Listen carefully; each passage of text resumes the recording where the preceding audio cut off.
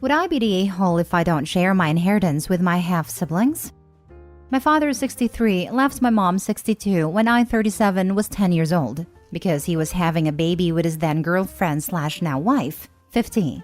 My mom was a stay-at-home mom and didn't finish college because she had gotten pregnant with my older brother, 42. My father was an idiot who made a divorce as horrible as possible for my mom. We ended up moving in with my paternal grandparents. He was their only child, and they were disappointed in him. They helped my mom go back to school, and once she finished school, she wanted to pay them back, but they wouldn't let her. They also basically disowned my father. He was invited over for Thanksgiving and Christmas, but that was about it. They did love their other grandchildren, though. They always provided gifts and contributed to their education. My grandmother passed away a few years ago from breast cancer, and my grandfather passed away last year from complications related to COVID, and he left everything to my brother and I. It wasn't a huge estate, and it's not life-changing money because both my brother and I are well established in our careers. They left my father $500, and the lawyer explained that it was a way of avoiding him being able to challenge the will. They also left each of my half-siblings $10,000. My brother and I each got over $100,000. My grandfather said that since my brother and I had grown up without a father by his choice, but his other children had, then he felt this was fair. He also left my mom his house and some money. She had been taking care of them for a long time and they never stopped thinking of her as a daughter. My father approached my brother and I recently, saying that his other kids are struggling with their finances and that we should split everything with them since we really don't need the money. He also tried to get my mom to renounce her inheritance, but she just laughed in his face and asked for all the child support he owed. I get that it's not my half-siblings' fault, but they had a dad to take care of them growing up, and we didn't. So neither my brother and I agreed to share. Now my father, his wife, and all my half-siblings are calling us a-holes for being so greedy and not helping them through the hard time they are going through. Am I the a-hole? Edit. Yes, $100,000 is a lot of money. When I said it wasn't life-changing, I meant that I would still have to work for a living and we would still have to save from retirement. Now for the top comments. Not the a-hole. You know that your sperm donor isn't going to leave you or your brother anything when he does. Your grandmother and grandfather loved you and wanted to help you guys. And I'm glad your mom had their support. They sound like wonderful people. They were. My grandfather taught us more about being men than my father ever did. And my mom was in the hospice with my grandmother when she passed away. They loved each other very much. Think about it this way, OP.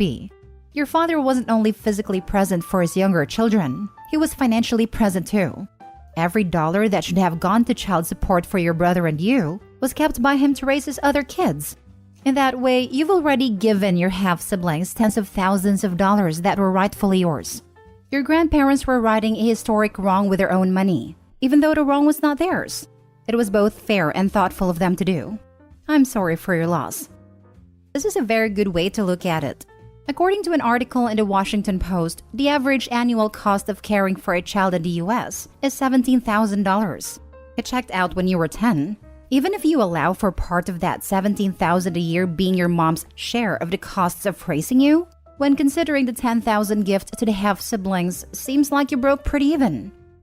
Not the a-hole. You don't owe your half-siblings anything. This is your grandparents trying to do right by you after failing to raise a son that would. Your grandparents sound like wonderful people, and I'm sorry for your loss. Thank you. This money was an apology from your grandfather that the kid raised turned out so lousy. Half-siblings don't deserve anything more than they already got from the grandfather.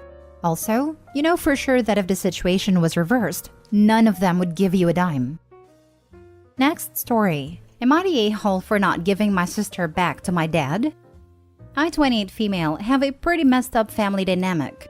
I'm the oldest of 5. Then there's my little sister, Jenna, 16 female. Then 2 boys, 14 and 12. Then another girl, 9. Our mom blatantly favors the younger 3. I moved out when Jenna was 4, but I've always babysat her. She slept over at least 1 weekend a month, and we talked every day. Both boys have a learning disability and anger issues. The youngest girl is just a brat, and I don't speak to any of them. My mom enables all of them. Then there's my dad. He's spineless, but he is sympathetic to Jenna. Around 18 months ago, my dad called and asked if I could take Jenna, then 14, for a few months. He wanted to leave our mom, I wanted her to be in a safe place. I took her in, and at first things were okay. My dad gave me a couple hundred a month to help with her expenses. He visited a few times a week and they FaceTime daily. Over time, the visits became less and less, and the payment stopped. My dad hasn't seen Jen in 4 months and hasn't spoken to her in 2. He's also gotten into arguments with me about me moving Jenna to a school closer to me and openly judges my parenting.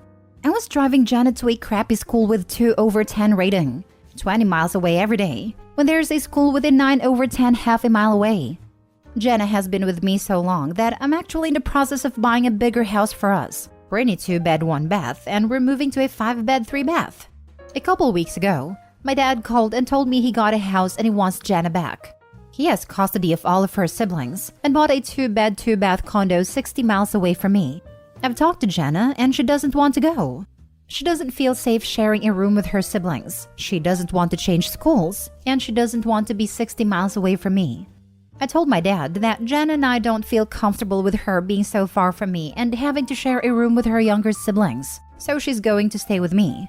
He said that I can't do that and she has to live with her parent, but she hasn't lived with him in a year and a half. She hasn't spoken to him in 2 months and hasn't seen him in 4. I'm going to court to have her stay with me, but my entire family, except Jen of course, is against me. So I wanted to know if I was the a-hole. Not the a-hole. At 16, Jenna should have significant say in where and who she lives with. Your dad cannot claim you are unfit to care for her because you've been doing it for 2 years. His 2-bedroom condo is not big enough for the kids he has, since minimum is 1 room for boys, 1 for girls, and 1 for parents. I suspect he wants Jenna back so she can take care of her siblings, which is not her job. I was going to say exactly this. He wants her back so she can babysit the younger ones. You have a super strong case in court, and she should have a say in who is her caregiver. You're not the a-hole, and I'm so happy Jenna has you looking out for her. Not the a-hole, but he's also right. You can't do that. He's her parent and a parent legal guardian, and she was staying with you with his permission. You need to talk to a lawyer ASAP if you want to dispute it. I do have a feeling that you're being biased by your poor opinion of your family and kind of stuck in the attitude that it's you and her against them. The fact that there would be 4 kids, boys and girls, sharing a bedroom would look pretty bad if it came in front of a judge. And her wanting to stay with you and him asking you to take her in the first place would look good, but the laws on this vary a lot. And some judges just wouldn't care. If he's as spineless as you think, he might just cave rather than going through another custody battle. But if he reports her as a runaway, you're likely to have a knock at your door and a police car to drive her home. I am her legal guardian. Not the a-hole. Lawyer up. At the very least, a consult with a lawyer that practices family law. Save receipts, proof of supporting a dependent.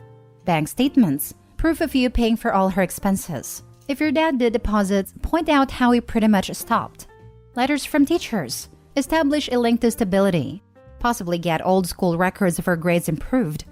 Letter from your mortgage company and or credit report. Proof of financial stability and the ability to support both you and her. Dates of FaceTime, texts, emails, and phone calls of both of your conversations with him. It shows your story is not just word of mouth, and a decline in communication and what his plans are. Good luck. I have a consultation with a couple lawyers today. Next story. Am I the a-hole for screaming at my husband and mother-in-law over spray arts of my late husband? In 2011, my husband passed away in a car accident. He was with our eldest son, who fortunately survived with minor injuries. The accident and his subsequent death was extremely unexpected and it really hit our family hard, but mostly my son as he watched his father die. One of my son's favorite hobbies was street art and spray painting. His dad got him into it and he'd been doing it frequently before his passing. Afterwards, he stopped. He barely even wanted to talk about his father despite many attempts at therapy and interventions. But then on the day before the 5th anniversary of his death, I woke up to him spray painting outside. He was busy with it all day and finished on the anniversary.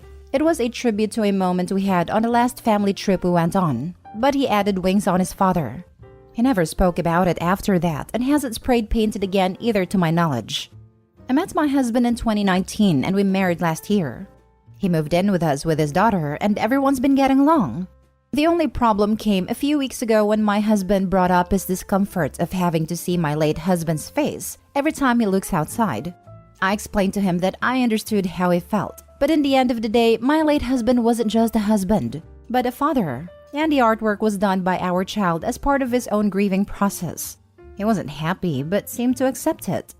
Yesterday, I was having a very stressful day for a plethora of reasons that I won't bore you with. The point is that, when I got home, I was already on edge. My mother-in-law was home and made a comment about how inappropriate it was to have an ex's face plastered outside, as if it was the first time seeing it, but whatever.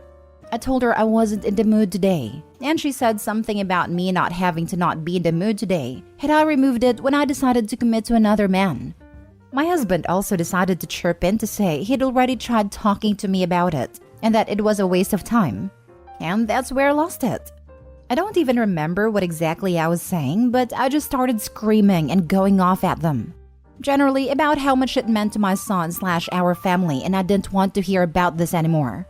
My husband apologized to me later, but also mentioned that I shouldn't have screamed at them like that though, and that it could have been handled better even though they were admittedly wrong. Am I the a-hole? Now for the top comments. Not the a-hole. And I'm sorry, did they label your husband who passed as an ex? You're a freaking widow. Your son wanted to memorialize his father. So if that's how they feel about memorials, then maybe your mother-in-law will like having her grave passed on. You are so far from the a-hole, and I am sorry for your loss. And that your son had to bear witness. Yeah, I'm surprised nobody has picked up on the fact that they're just jealous towards a dead former husband. Very that. It's a memorial honoring a loved one from son to father. If anyone spoke ill of it to me and I was the OP, I'd be right insane. Let's also talk about how OP said she had a hard day, stated a boundary of not being in the mood, and mother-in-law did not care. That's another strike. OP, again, you are not the a-hole. At the end of the day, screaming at family member is never going to be the best choice, but you are without a doubt not the a-hole. Thank you for defending your child and his grieving process. You sound like a very empathic mother. And make sure to photograph the wall well in case that artwork is ever lost, like if you and your husband move so that your son will always have it. Please photograph it in detail. Take time doing it. When he goes to college, give him a framed copy to take with him. Not the a-hole. They chose not to listen when you weren't screaming. Apparently, the only way for them to listen to you is when you're out of patience. It's very frustrating to deal with people who have to be told no over and over and over again. And when you finally snap and yell, they say, "Why didn't you just say so?" Last story. Am I the a-hole for telling my mom to prioritize me if she wants to see me more? I, female 16, have parents who are divorced like many people. My dad married my stepmom 3 years ago. My mom got married to my now stepdad 2 months ago. My parents' custody agreement has always been 50-50, which worked well, and my parents were able to co-parent well even though they got divorced. Before my mom married stepdad, we lived in a cute 2-bedroom apartment. It was small, but I liked it. Both mom and I had our own space. But once mom and stepdad got married, my mom moved into his house. Now, stepdad has twin daughters, 8, and due to family issues, they live with him full-time. Stepdad has 3-bedroom house. When I first went to stay at my stepdad's place, I was informed I have to share a bedroom with my stepsisters who are 8.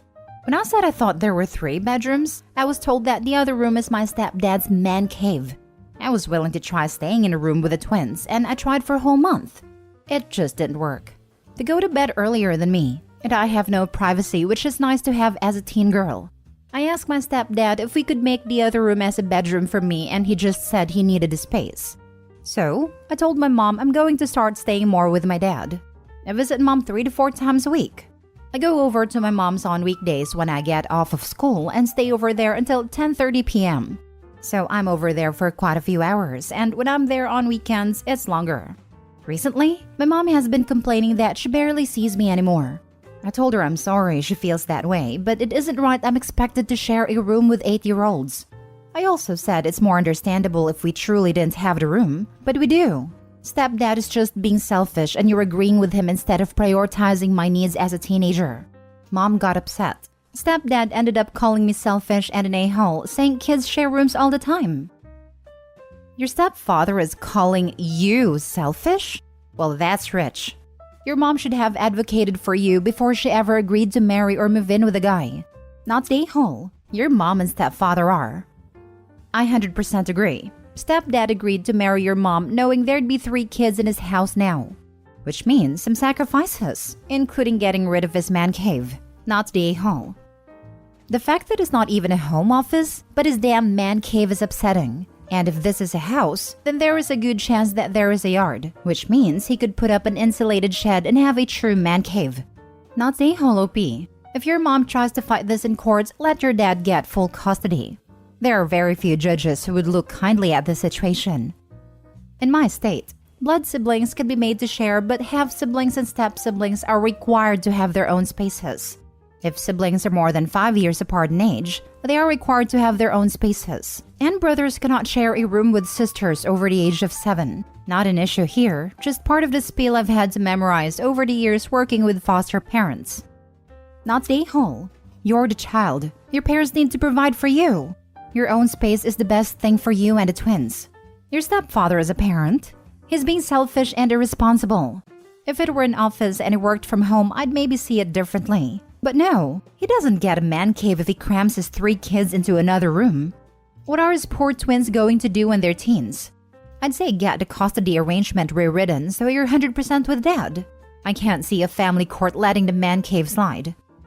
Mom and stepdad may be afraid that if that happens, she will have to pay child support. And most judges will listen to what a kid this age wants.